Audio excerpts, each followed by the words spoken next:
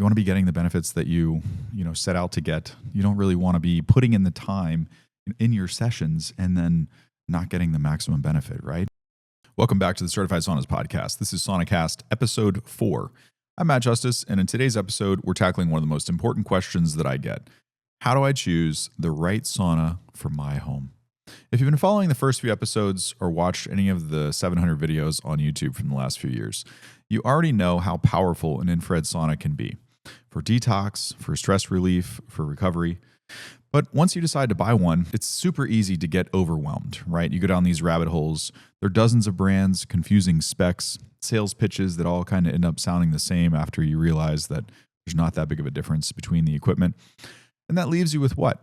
Well, you don't really know how to decipher what's right for your situation and your needs. So today, I'm going to walk you through what really matters, the must-have features, the red flags that I see most people not avoiding, and a few recommendations to make sure that you spend your money wisely. Let's get into it. Before you even start comparing models, ask yourself 3 things. Question 1, who's going to use it and how often, right? If it's just you, a one-person unit is probably fine. But if your spouse, friends, a workout partner, anyone's going to join you, skip the one person and go for at least a 2-person. Trust me on this. Everyone thinks they'll be fine until the second week when they realize they want to stretch out, share more space, not be sweating all over somebody, bring something into the sauna, turn sideways, put your feet up, all the various things that make sauna, more enjoyable for us. Question 2, where will you put it? Basements, garages, spare bedrooms, maybe outside. The environment definitely matters. A 50-degree basement will require a specific setup, more power than a warm indoor room. Some saunas handle the cold better than others. Others struggle to even heat up in cold environments. Pay really close attention to that. Don't just think that there's a one-size-fits-all. You can just get it and put it anywhere you want. If it's going to go outside, it needs a true weatherproof roof. End of story. If it doesn't have that, it's not going to last. Question number 3, what is your goal? Is it detox? Is it stress relief? Is it pain reduction? Is it athletic performance improvement? Well, what is it? If your primary goal is detox, infrared's probably going to be the best. If you're chasing the traditional high heat sweat and Nordic vibe, a combo sauna that has both, like a Heavenly Heat combo hybrid unit that has both infrared and traditional, might fit you a little better for those needs. Start with those 3 questions and you'll narrow it down. If you're a person that has health challenges, you want to pay attention to far infrared coverage so that you can sweat at a low temperature and not have to overtax your body just to get the detox benefits. There's other models like a Heavenly Heat Eco that work great for that. Also, the Radiant Health E1H is fantastic for that. It works phenomenal. So, start with what your core needs are and then work backwards instead of, this sauna has this or does this. No. That's the opposite way to do it because you don't end up with what you need. You end up with what some salesperson says that you need. Not always a match. Now, understanding infrared types. Let's decode some popular jargon for a second so that you can relax a little and understand what you're looking at. You'll see words like far infrared, full spectrum, near infrared, ceramic emitters, carbon emitters, combo heaters. Here's the breakdown. Far infrared, FIR, these are deep penetrating wavelengths that heat your body's tissues and mobilize toxins from fat cells. Great for detox, great for relaxation. Near infrared, NIR, shorter wavelengths that stay closer to the skin surface. They support skin health, circulation, and wound healing. Full spectrum, a mix of both sometimes. A lot of companies say that they have near, mid, and far infrared, but generally they don't produce any red light therapy below 1,000 nanometers of any meaningful output without an add-on accessory. So don't just think because you have a full spectrum sauna that you're automatically going to get red light therapy or photobiomodulation. A lot of people confuse this because there's so many studies on PubMed touting the benefits for TBI, for skin healing, for wound healing, for cellular repair using red light therapy. The problem is those wavelengths are usually in the 600 to 800 nanometer wavelength, and most saunas stop producing any meaningful output that are full spectrum without add-on red lights anywhere underneath 1,000 nanometers. So you're literally missing that spectrum that is correlated with all of the research. So pay close attention to that. I harp on this over and over because people buy full spectrum saunas and they think they're getting red light therapy. And then 10 years from now, they're going to recognize that they haven't ever experienced real red light therapy. Why? Because the sauna they have that's full spectrum doesn't produce those wavelengths. Now, Heater type matters. Ceramic heaters run hotter and have more intense output, but they also have a narrow bandwidth of throw for heat. The carbon heaters spread the heat more evenly and feel gentler.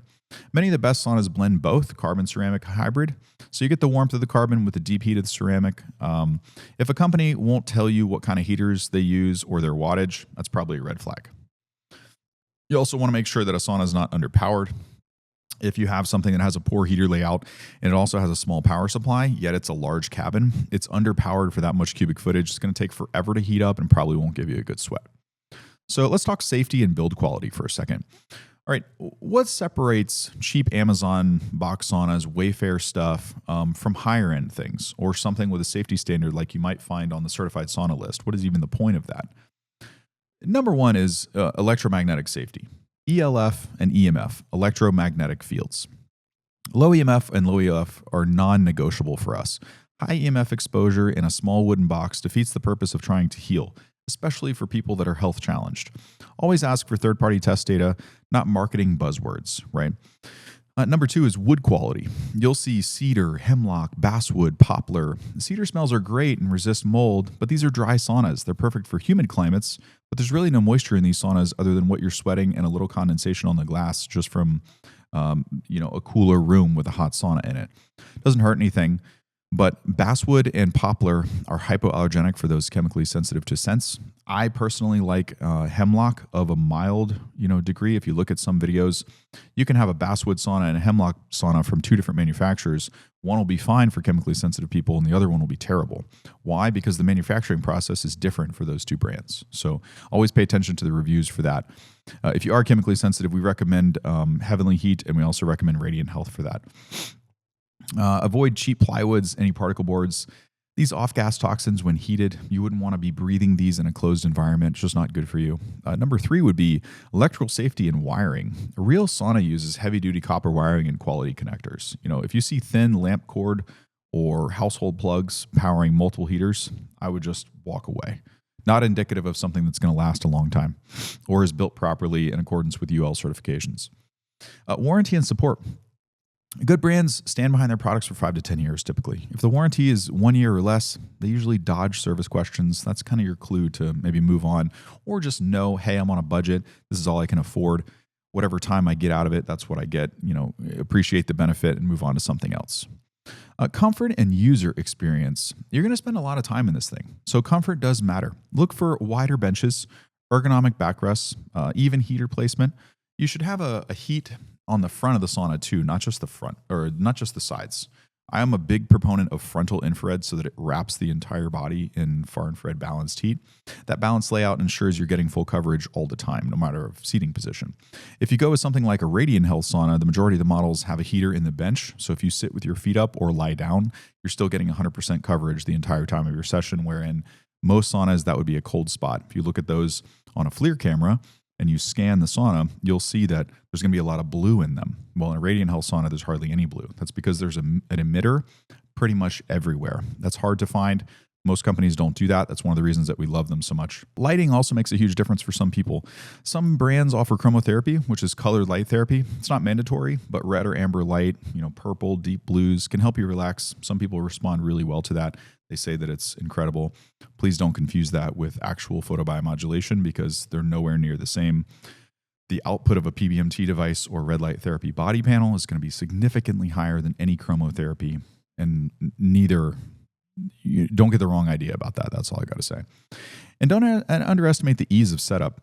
Some models arrive flat packed and can be assembled in about 45 minutes. I've got a bunch of installation videos on YouTube if you want to see some examples. Others are a weekend project and with multiple power requirements.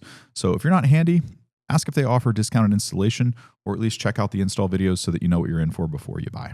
Let's do a little audience Q&A this week. So question number 1 from our group members. What's the best sauna brand for beginners? Great question. Most people, Radiant Health or Heavenly Heat are my top 2 for most of our group members that have health challenges.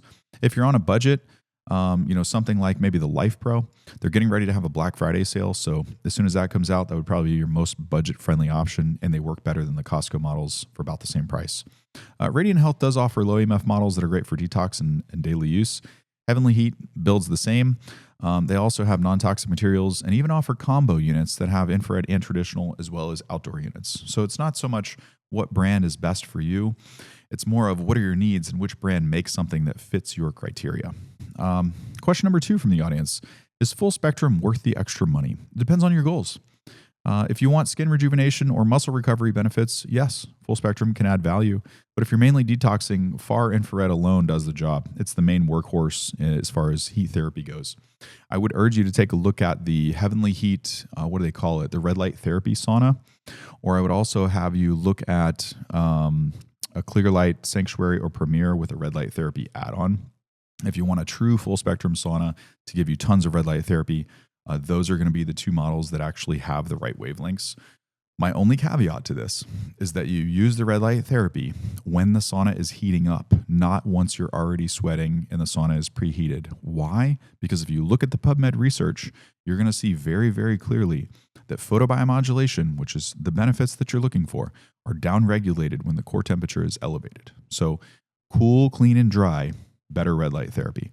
Use that portion. It can be a dual therapy device. You can have your full spectrum sauna, as the marketing likes to call it, but make sure that if you're going to get real red light therapy, you do it when your body is cool. You want to be getting the benefits that you set out to get. You don't really want to be putting in the time in your sessions and then not getting the maximum benefit, right? So pay attention to those details. I'll have some other videos that come out on this as well. Question number 3. Can I put a sauna in my garage or basement? Yes, but only if it's insulated and stays above 50 degrees Fahrenheit if it's infrared. Otherwise, the sauna will struggle to reach temperature.